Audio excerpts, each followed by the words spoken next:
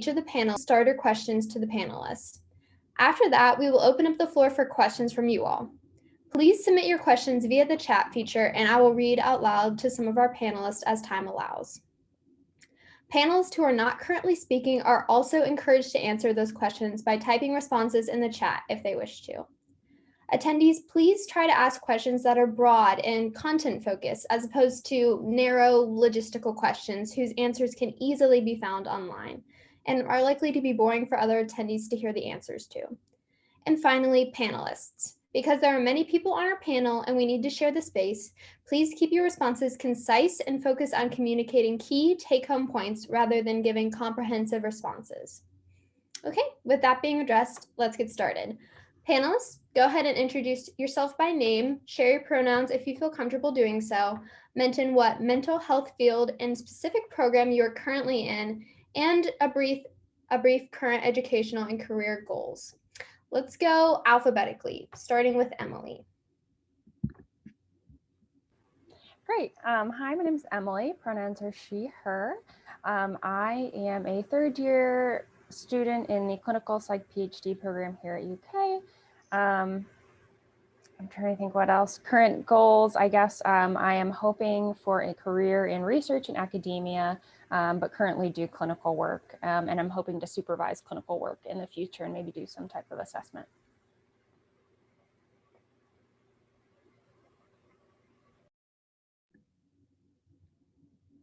All right, I believe that leaves Jordan to go next. We're going by first name, by the way. All right, yeah, hi, my name is Jordan. I'm a fifth-year school psych doctoral student here at UK as well.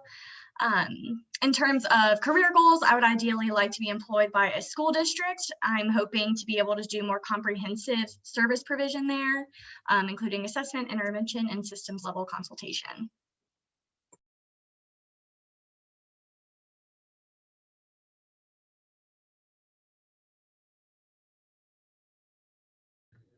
I think I might be next since I'm a K. Hi guys, my name is Kimberly, pronouns she and her. I am about to graduate with my master's in social work this coming May. I am a part of the hybrid program, and after graduation, I hope to pursue a career in child welfare or victim advocacy. Hi, so my name is Raven. My pronouns are she and her. I am going to graduate in May with my Master's of Arts in Counseling. Right now, current employment goals or job goals are to hopefully be employed soon. And within that, I am moving away from Lexington, so I'm looking into employment and careers in Ashland, Kentucky right now. So. Hey everyone, my name is Zach, he, him pronoun. I'm a fourth-year doctoral student in counseling psychology, so we're in the College of Education. My goal is to go into academia, hopefully a teaching college or a liberal art college, but I am open right now since I still have a few years left.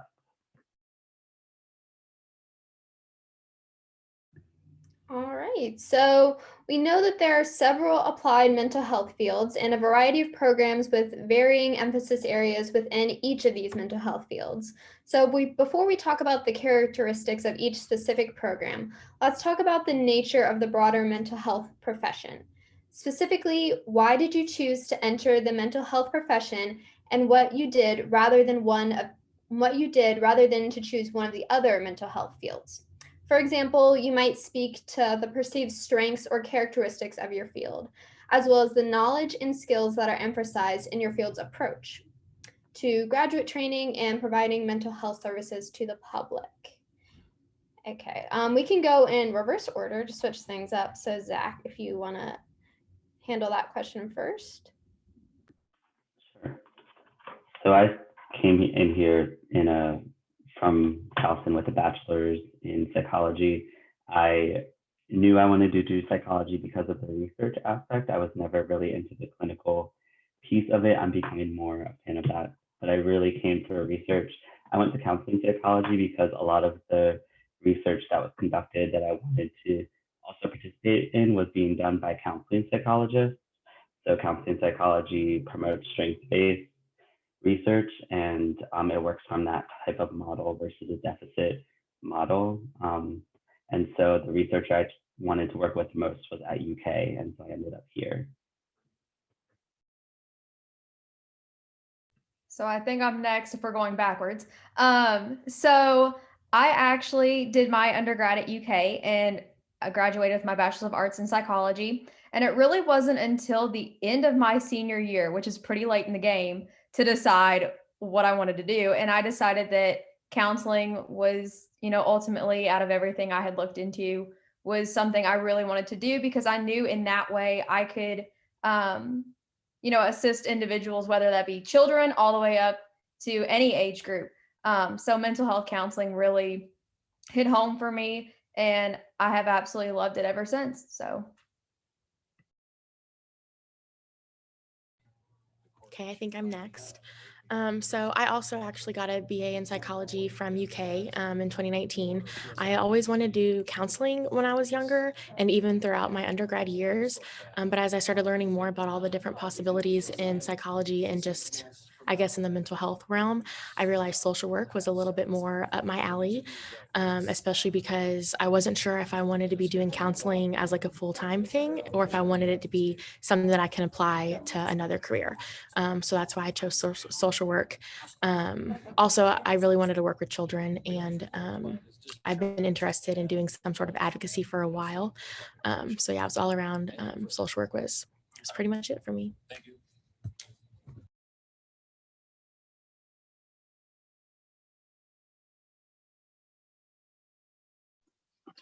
Okay, so I think I'm next. In terms of how I got into school psych, I also did my undergraduate degree here at UK, and really what led me into the mental health field was through research experiences. I had both more applied research experiences out in the school, which I really enjoyed, and then more almost like basement type research experiences with some of the developmental psych folks. And I realized I like the applied aspect better. In terms of a school psych over clinical, it's for me a more broad-based type of, I guess, how do I want to say this? In school psych, I was kind of informed that it might be easier to get licensure in the schools and be a practicing school psychology that way as opposed to clinical. And that was really the big deciding factor for me. And I think if you're more interested in conducting assessment, school psych is also a pretty good field for that, since that's what a lot of you do as a professional in the schools. All right. So I graduated with a bachelor's in psychology from Indiana University, and then I took 2 years off after I graduated and I worked in a research lab. And so that kind of solidified for me that I did want to do research long term, wanted to do a lot of it in grad school, which is primarily why I chose clinical psychology, mostly for that research emphasis. And also I chose it because I just was interested in, I'm actually still not quite sure what I want to do career-wise. I mean, I have an idea, but I think I liked clinical psychology because it gave me the option to supervise clinicians and just had a lot of different career opportunities, I guess. But I was definitely interested in being able to practice independently if I wanted to, or being able to supervise other clinicians, but mostly the research.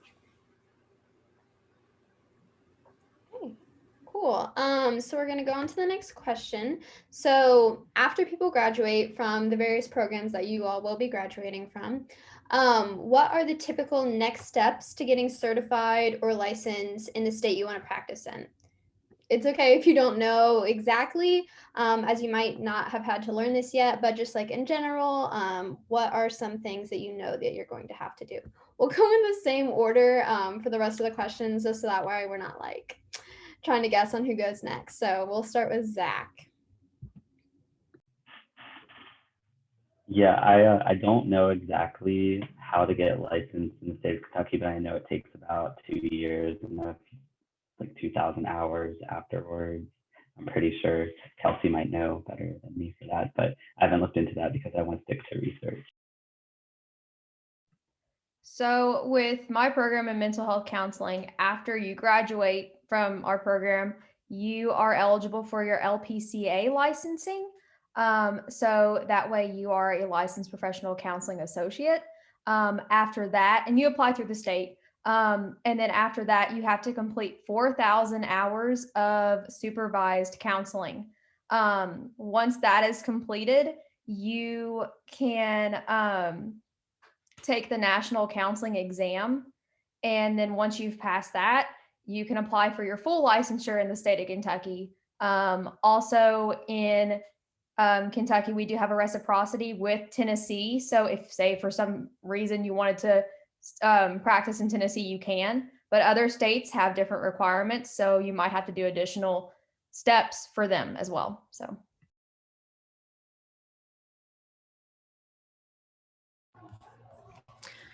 Okay, so for social work, I think one thing that's a little bit different from our program is like we have certificates rather than certain programs. So you can get a certificate in clinical social work, but afterwards you graduate, anyone can get their CSW, which is a certified social worker, which means you can practice clinical work under supervision. So after you graduate with your MSW, you're eligible to take your CSW exam.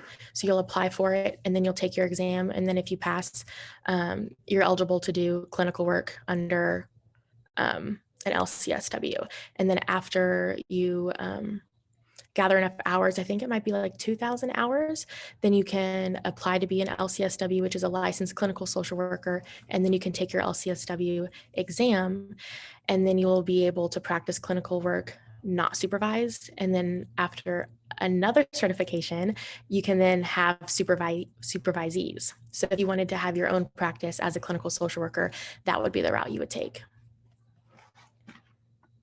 And that's it. And then in school psychology, you actually have a couple of different options. So if you want to pursue your licensure as a licensed psychologist, then you would need to do things that are very similar to what Zach described in terms of you would need to have postdoctoral hours supervised. And I think it's 2,000 hours. And so people do that in a variety of ways through like formal postdocs or just finding a supervisor who's willing to supervise you. However, if you're interested in just working within a school district, then you just need to get licensed by your state and you'll become a school psychologist. And with that, you just need to complete an internship that's at least, I think in Kentucky, it's 1,800 hours. I could be wrong about that. But after you do your internship, which is part of your degree requirements, and then you take a praxis, like similar to some of the things that teachers do, then you can get licensed at the state level and practice that way. So it just kind of depends on whether you want to practice solely in the schools or if you're interested in being in settings outside of a school, like a clinic or private practice. I think the process for clinical psych is super similar to what Zakary and Jordan talked about. So you have your clinical internship that you do immediately prior to graduation, which is about 1,800 hours. And then after that, about 2 years or 2,000 hours of supervision. And then you take a licensure exam called the EPPP. I don't know much about it, but it sounds really intimidating. And you take that, and then after that, you're licensed. So pretty similar process.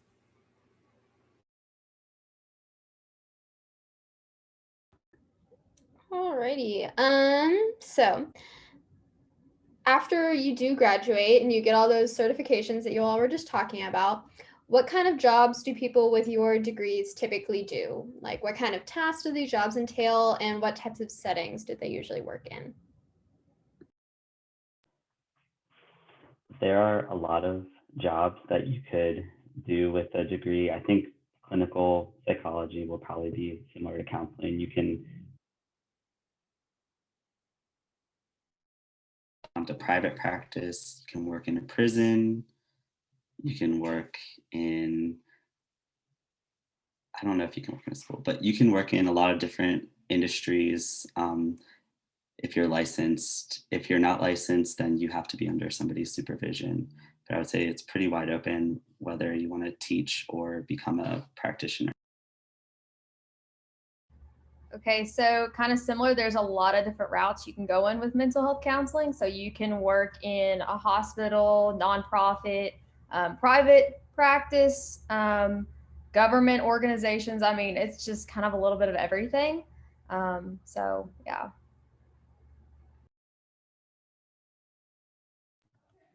So for social work, it's also very You can do a lot of things with social work. You can practice almost anywhere, to be honest. Hospitals, law offices, private practices, other government agencies, jails, prisons, schools, universities, obviously foster care agencies, anything in child welfare, also public policy things, and then veterans and military. Those are some popular places to work, but honestly, you could get a job in social work doing just about anything. And as a school psychologist, it's probably going to depend on your licensure level. So if you have your specialist degree in school psychology, then you're going to more than likely be employed by a school district. And that really, your job is going to look different state to state. So in Kentucky, you're going to be doing a lot of assessment for special education eligibility. That's a lot of what Kentucky schools unfortunately do right now. But, you could go to Florida and they do a lot of counseling in their schools. So it really could just depend on the state that you're in. If you go on to get your PhD, then just like what Zach was talking about, you have lots of different options. You can do private practice, you can work in a hospital setting, doing assessments or counseling. You can consult with local school districts. You can go into academia, teach, all those good things. I don't have a ton to add to what other people said. So basically all the same places that other people talked about. But one that I think maybe hasn't been mentioned yet, and I think this might be something that you can do generally with an advanced degree or a PhD, is go into what people call industry. So I know someone with a clinical psych PhD who works for CVS. So sometimes if you're not interested in going into academia, or you're not necessarily interested in practicing, some people figure that out over the course of their degree, there are definitely jobs for you elsewhere where the skills that you've learned through, whatever psychology degree course you've taken are helpful.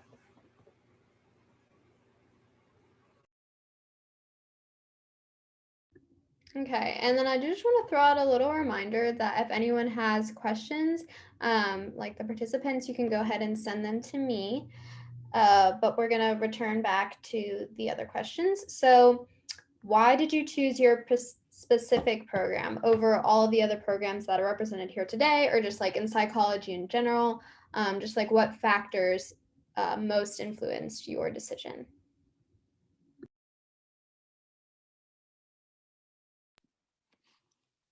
Definitely the research match was my #1 decision in coming to the University of Kentucky. So that was my primary reason for applying.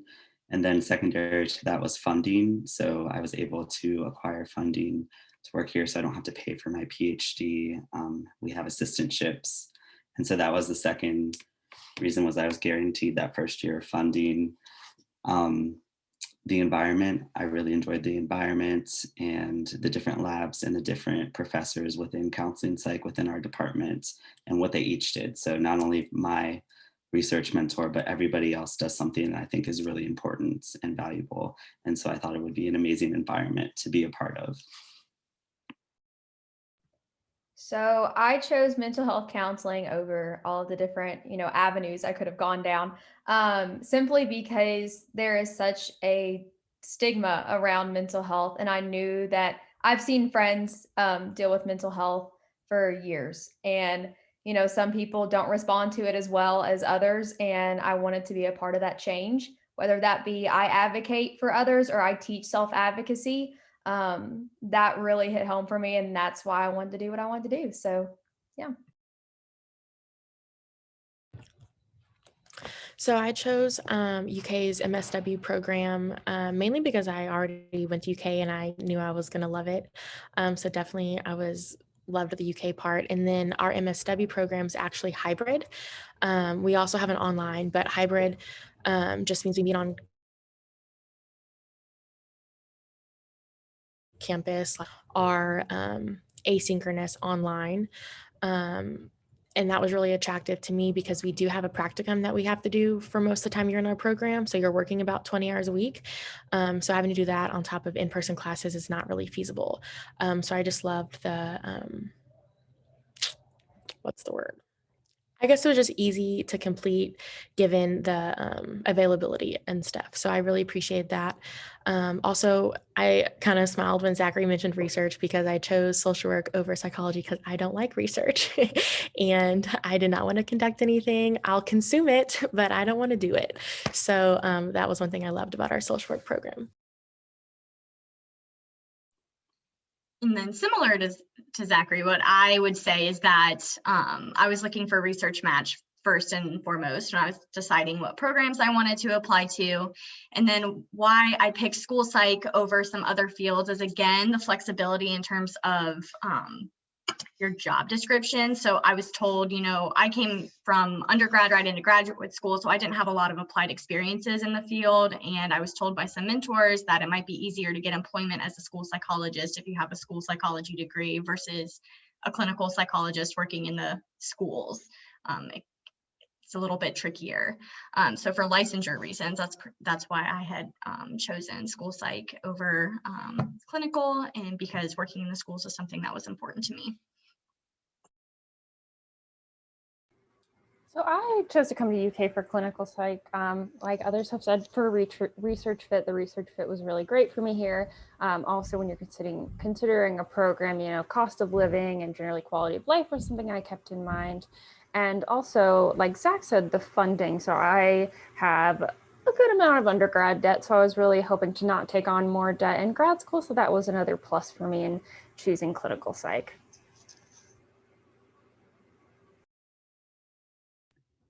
Okay, amazing. So now is the Q&A portion. So if any of our participants have any questions that they would like to ask any of these different fields, go ahead and ask them now. You can either type them in the chat if that's more comfortable for you and I can read them out loud, or you can unmute if you would like.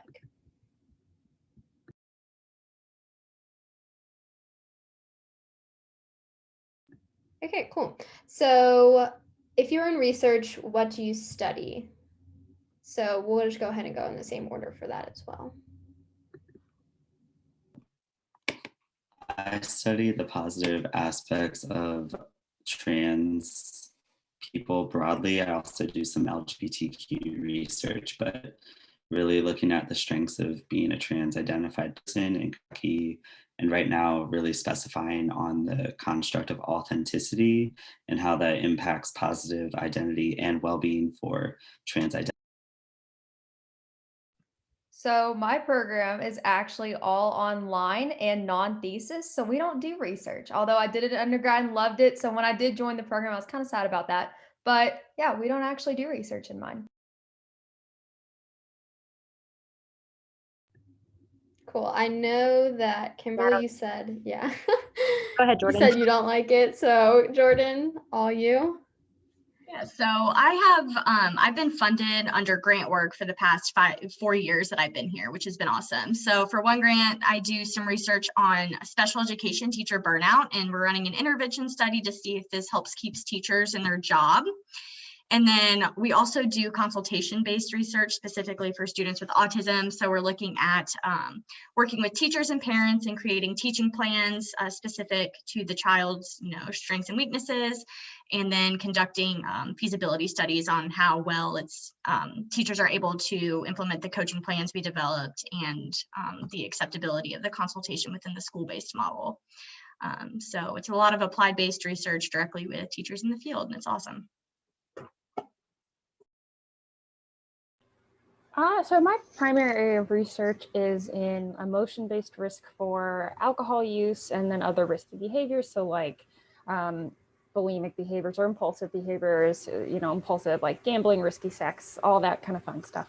And so I am primarily interested in right now the environmental factors that lead to the risk factors that then lead to the risky behavior, to see if we can maybe intervene at a younger age or develop interventions for kids at a younger age to kind of keep them from going down.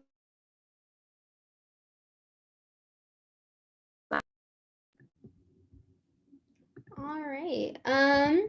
So what is something that you wish for undergrad students to know considering if they're considering going into your profession?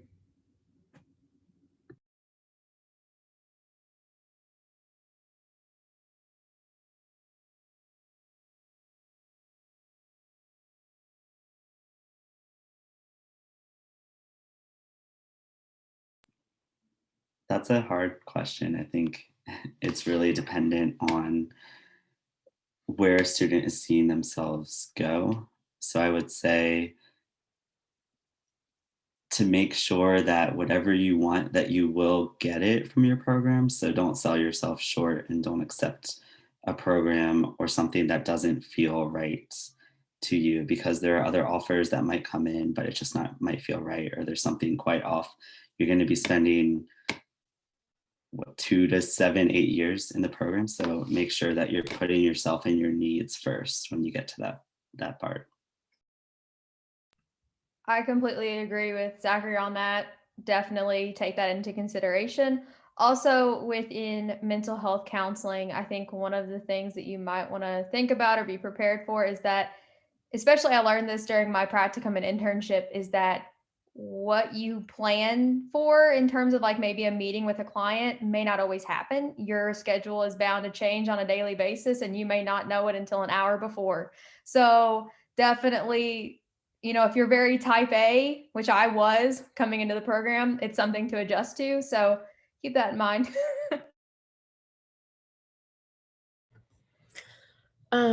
Yeah, this is kind of a hard question to answer, but I think what I would tell people if they're just interested in a mental health period is just to learn more about social work and all the possibilities. I feel like there's a lot of misconceptions on what social workers can do. I don't think most people would think, mental health counseling, social work, but a lot of social workers are mental health professionals. And then also, I guess being open to new experiences too. I never thought I'd be where I was, but I was open to learning and to see maybe what fit with me. And now I don't feel like I could have gone anywhere else, but I was very dead set on a certain career path before I chose social work. So just being open to new experiences and learning about the different possibilities. So I hadn't even heard of school psychology until probably, I don't know, the second half of my junior year of undergrad, and I went straight from undergrad into graduate school. So I think one of the biggest things would be to reach out to other students in the graduate programs would have been helpful advice for me to know. Like, I wish I would have done that more applying, because you get first of all, a better idea about what day-to-day looks like, and also what it is that they do. Because I was dead set on clinical psychology the whole time until I realized there's this whole wonderful field, in school psych too. So, and the biggest thing I can say, similar to everyone else, you can do a lot in school psych. There's a lot of different things that you're trying to do, and that's really great. And so I think the benefit there is that you can kind of really find what it is that you're interested with and make that kind of your career or what you focus on too. So you have a lot of flexibility in terms of how you set your own course. Yeah, I really like what Jordan said about talking to other grad students in the field. I think that's kind of the best way to get an idea of what it might look like for you when you start grad school, and what, kind of what your prospects are after. And one of my favorite pieces of advice or things I wish that I would have thought about when I was applying to grad school is just that, like, there's no rush. You can take your time to figure out what you want to do. If you're not totally sure what you want to do after undergrad, if you take a couple years to kind of figure out what grad program might be best for you, you have plenty of time, and there is no rush. If you're really motivated to get there, you're going to get there somehow. It's generally what I've seen. All right, so we have a question that says, for those of you who want to work with kids, did you decide this during undergrad or while you were doing your program?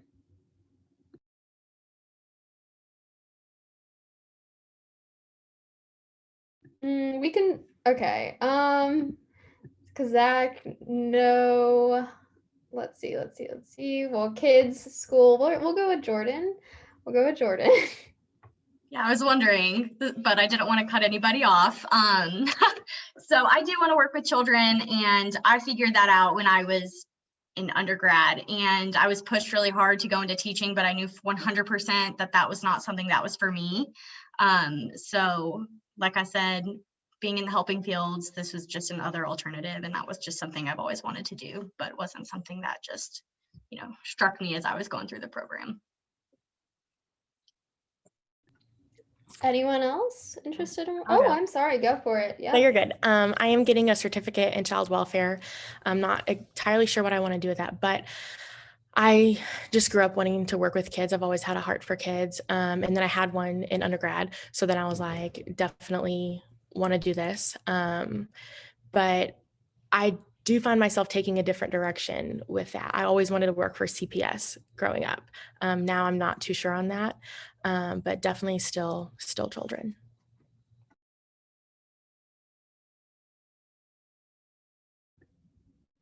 Okay. Anyone else? I feel no. Okay.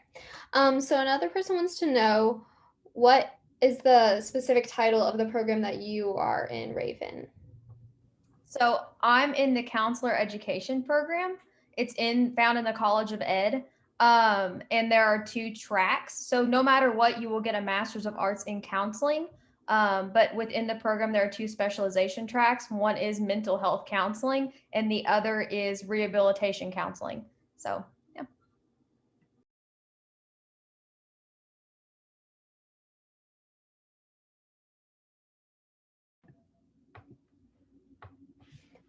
Alrighty. Continue sending in those questions. But we'll go on to, what does day-to-day look like for you as a grad student? So I know, Jordan, you were mentioning like you wish you had that advice. So if you could just provide some of that for the people here today.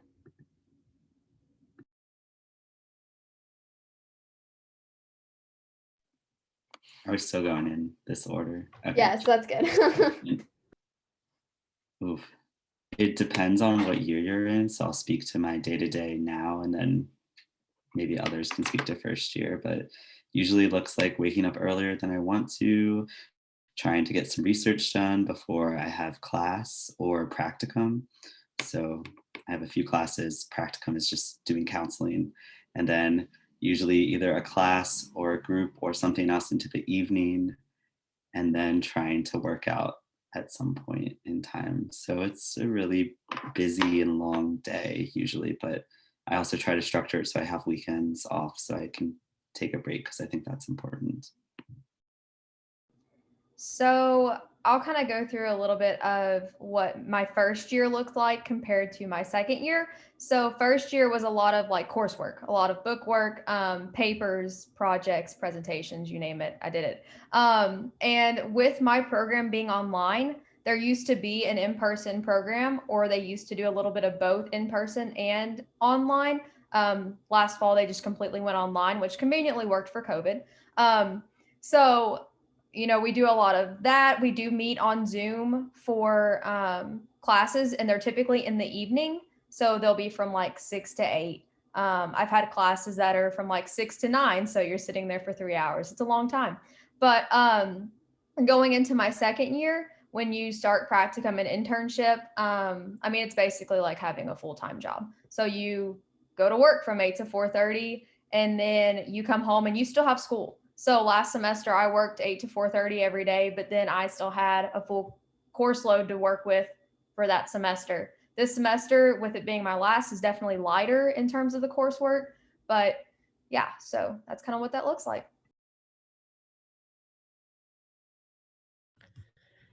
So yeah, for the nature of our program, especially with it being hybrid, honestly, everyone's schedule is going to be different, but we do have a practicum. So like, I guess a normal day, you'd like go to your practicum, and then we also have night classes. I think first semester, the earliest one was at 3:30, but the rest of that, they're just from 5 to 7:45 or 5 to 8:20, depending on the class for that day. And then a lot of people have part-time jobs. You can't really work full-time, because like Raven said, your practicum's like a full-time job. And we also have a full course load. So you have 5 classes, and then you have your practicum. So it's a really busy day. And then also a lot of people in my program, when you go to your master's and other professional schools, people have really diverse lives. So you got lots of people with kids or other things. So I guess what I would say is like your typical day would be your practicum, class, homework, possibly a part-time job, and then always factor in self-care. I know Dean Miller would want me to say that, so I'm going to say it. You have to learn how to do self-care. Otherwise, you're not going to make it out alive. So.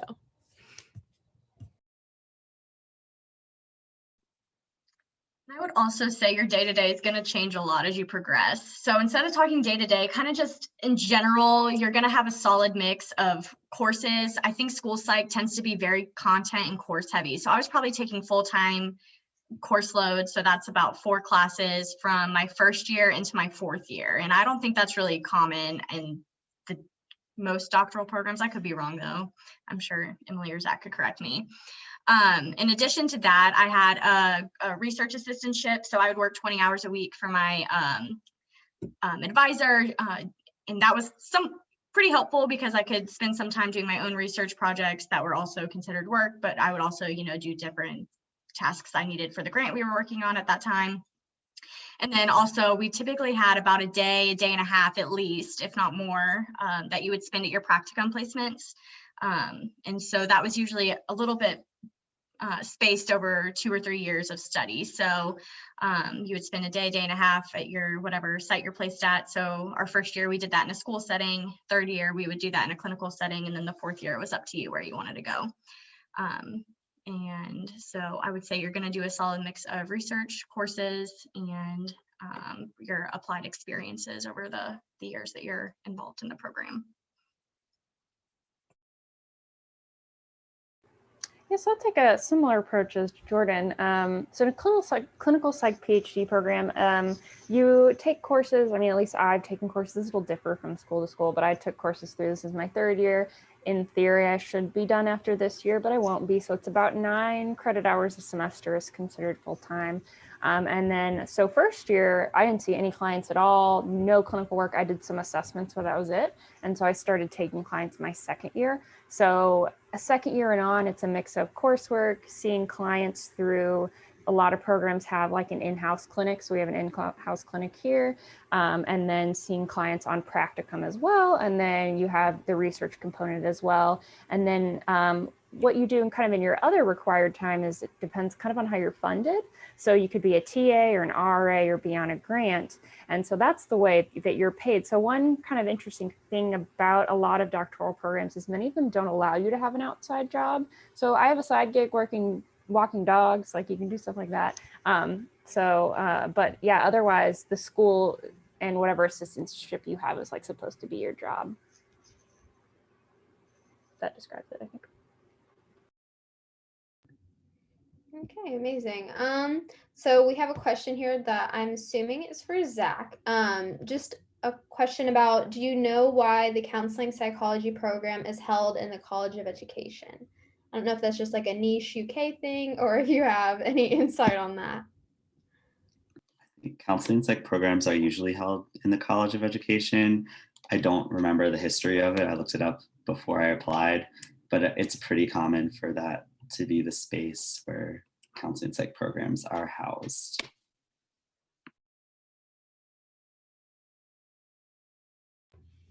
Yeah, so I feel like that's kind of like one of the purposes of this panel is because there's a lot of different colleges going on, and all of them have careers in mental health fields. So you don't have to be just in the arts and sciences or something like that. Okay, so we'll move on to what is a personal ability or attitude that you believe is essential to work in your field?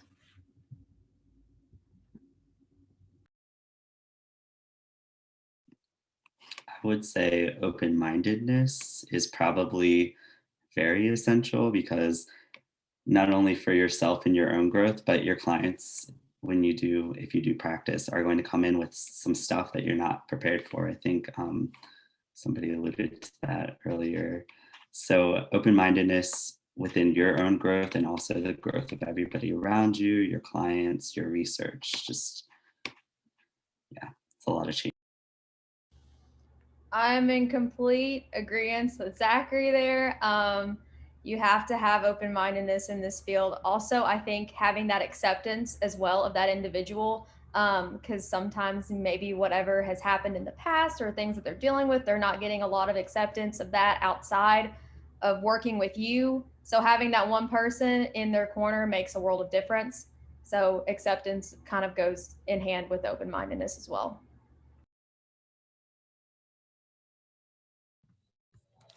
I'd say for social work, I'm going to have to go with two. The two biggest would be empathy and then being able to practice cultural humility, just because you run into so many different kinds of people.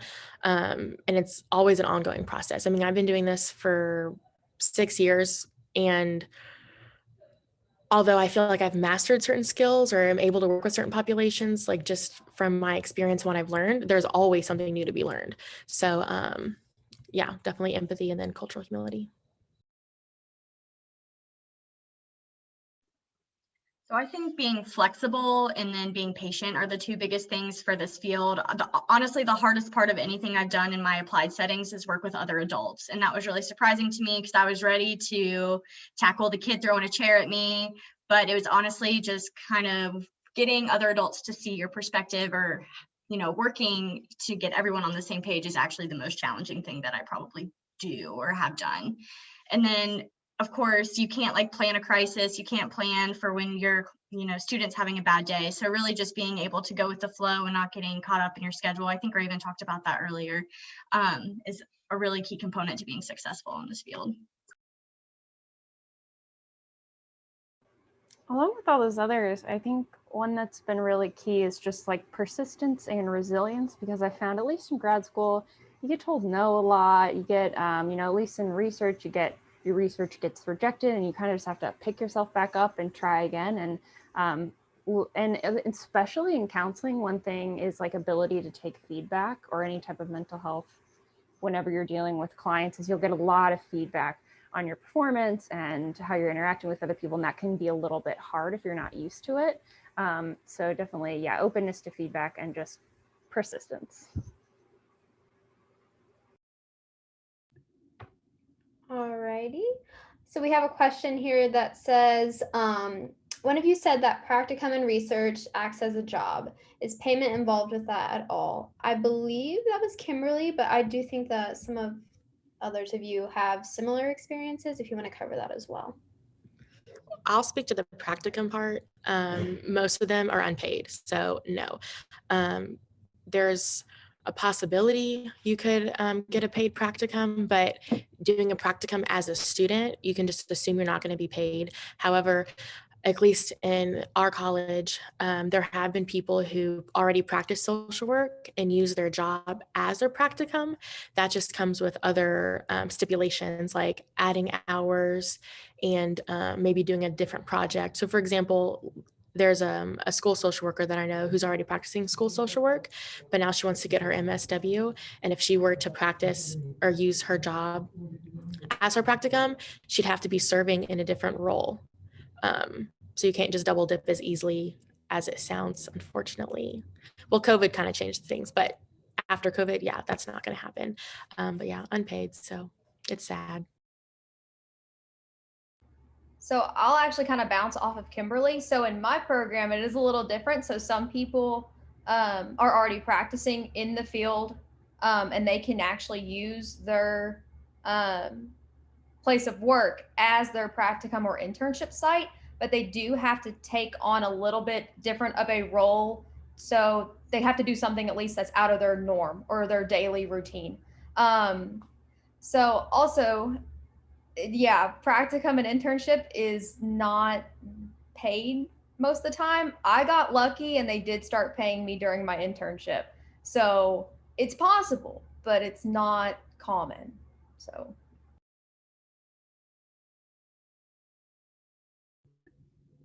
Okay. So we still have a little bit more time, about 13 minutes left. So if any of the participants have any more questions, feel free to just let me know whatever you're interested about. We will move on to a question about, for those of you involved in research, what did the process of getting into research look like for you? Like, did you do an RA, an undergrad, collaborate with others, or was it just working on your own? I started researching in undergrad, so I got into a research lab and got connected that way. So starting out, learning the process from a graduate student at the time, working with a mentor, and then just kind of building my skills and then applying to it through there. So yeah, undergrad was where I started research.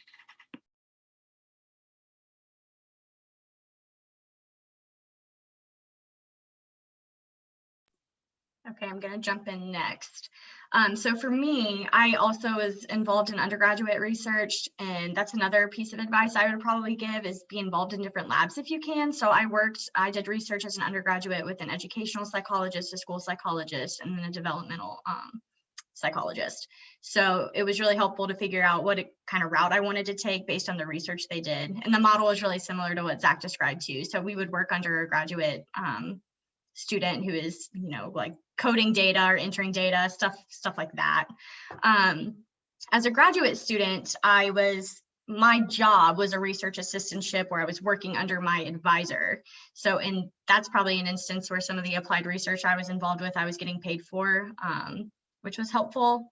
And since that was my employment, I was kind of starting in from the get-go, kind of working under her. And again, it was a developmental approach where the tasks I was getting originally were probably more basic.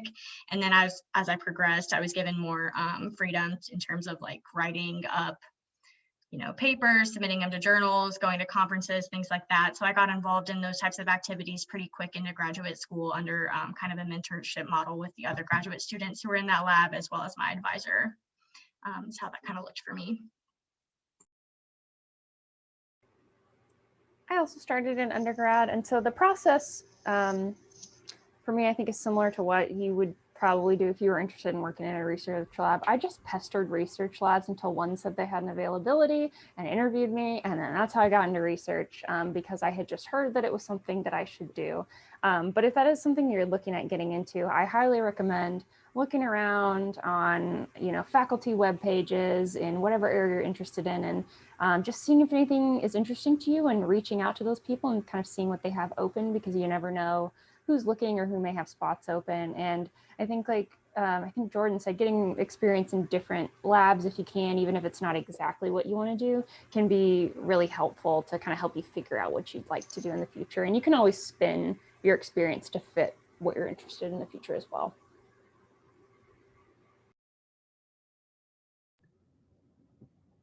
All right, so 10 minutes left. If anyone has any lingering questions.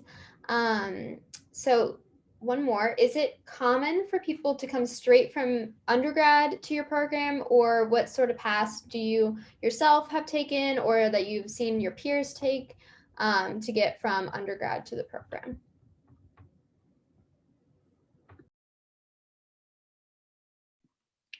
For counseling psych, it's pretty mixed. Usually people come, oh shit, I froze, sorry.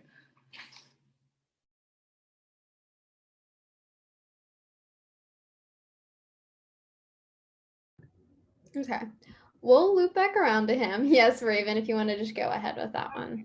So personally for me, I went straight from undergrad to grad school, but I will admit that I was probably maybe one of 2 or 3 that actually did that. Most people in my program have worked in the field for years. So a lot of them already are employed and they're using that as their practicum and internship, or have a lot of experience under their belt, and they're looking to get their master's. And so I was one of the very few that was actually, I would consider myself green, so very fresh and new to the program and to the field in general. So it really depends, but I would say there's more experienced individuals rather than newbies per se in the field in my program. So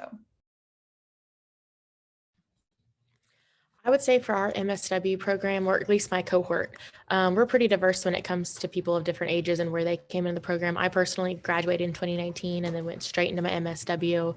A lot of that had to do for personal reasons, but also I did have a degree in psychology, and I was like, there's not a whole lot I could do with that that'd be worth my while with an undergrad degree.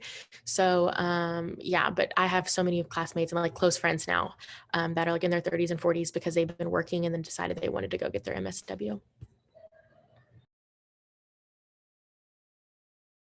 Okay, cool. Yeah, we'll go on to Jordan. We'll finish out the cycle and then we'll come back to Zach.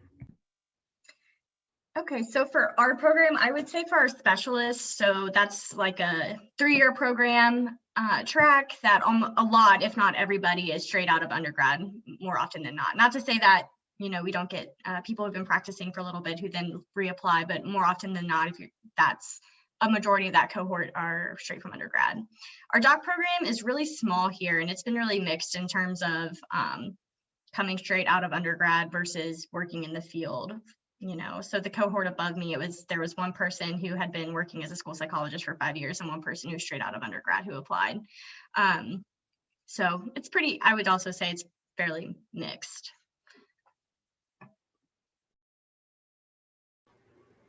As far as I know, it's pretty mixed in clinical psych, but I think the norm is moving towards people taking time off after undergrad, just to be competitive or, just to take time to figure out what they want to do.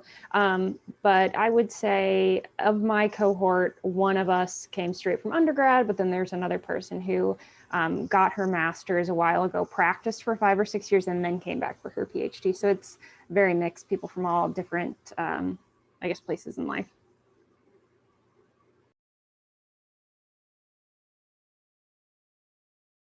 Okay, Zach, if your computer is all good to go, we would love to hear what you have to say. Sorry about that. Yeah, similar to what Emily and Jordan said, it's pretty mixed. The only thing I would add is for counseling psych, at least at UK, I'm not sure how this translates to other programs. If you come in with your bachelor's, you have to go through the master's program in addition to the doctoral program. So that's what I did. It's going to be 7 years instead of a 5 year for those who come in with a master's. They do the 4 to 5 year program.